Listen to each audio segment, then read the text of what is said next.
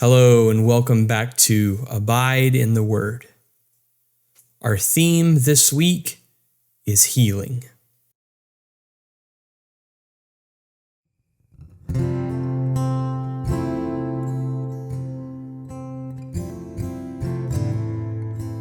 He is despised and rejected by men, a man of sorrows and acquainted with grief. And we hid, as it were, our faces from him. He was despised, and we did not esteem him. Surely he has borne our griefs and carried our sorrows. Yet we esteemed him stricken, smitten by God, and afflicted. But he was wounded for our transgressions. He was bruised for our iniquities. The chastisement for our peace was upon him, and by his stripes we are healed.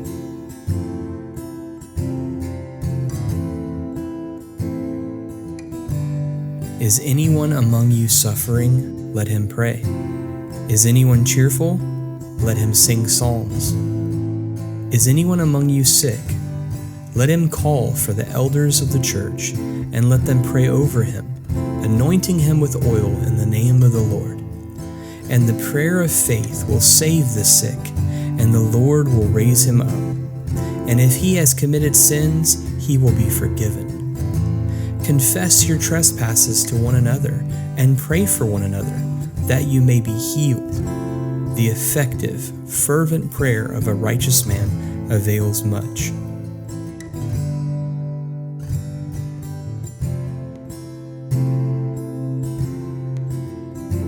Bless the Lord, O my soul, and all that is within me.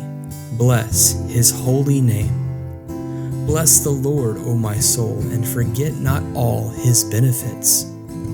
Who forgives all your iniquities? Who heals all your diseases? Who redeems your life from destruction? Who crowns you with loving kindness and tender mercies? Who satisfies your mouth with good things, so that your youth is renewed like the eagles.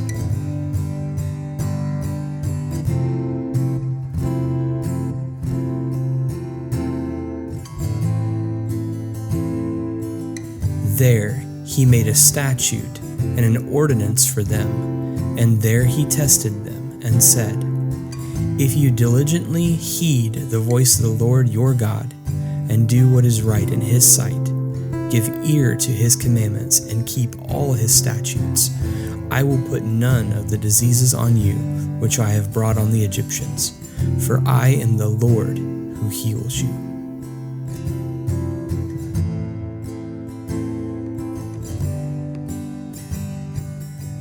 For to this you were called, because Christ also suffered for us, leaving us an example, that you should follow his steps, who committed no sin, nor was deceit found in his mouth, who, when he was reviled, did not revile in return. When he suffered, he did not threaten, but committed himself to him who judges righteously, who himself bore our sins in his own body on the tree, that we, having died to sins, might live for righteousness, by whose stripes you were healed.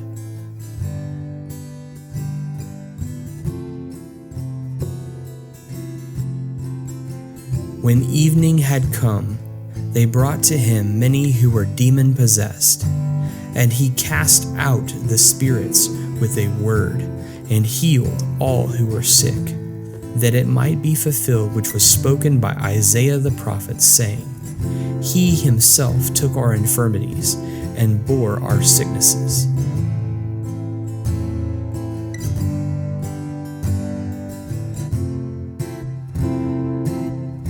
Heal me, O Lord, and I shall be healed. Save me, and I shall be saved, for you are my praise.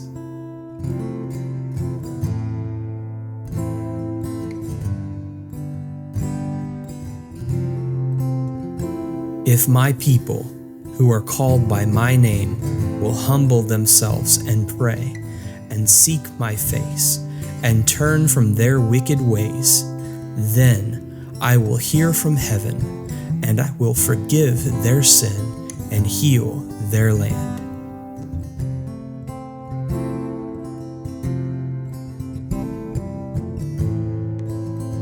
You know the message God sent to the people of Israel, announcing the good news of peace through Jesus Christ, who is Lord of all.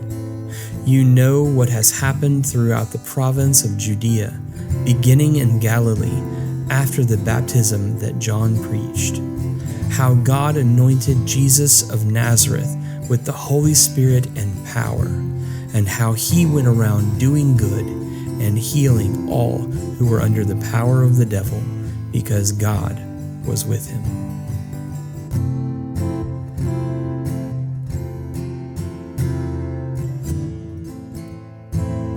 My son, pay attention to what I say. Turn your ear to my words. Do not let them out of your sight.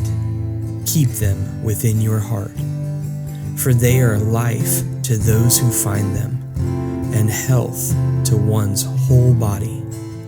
Above all else, guard your heart, for everything you do flows from it.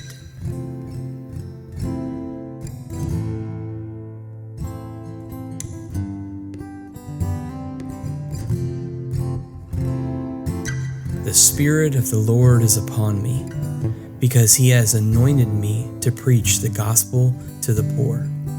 He has sent me to heal the brokenhearted, to proclaim liberty to the captives and recovery of sight to the blind, to set at liberty those who are oppressed, to proclaim the acceptable year of the Lord.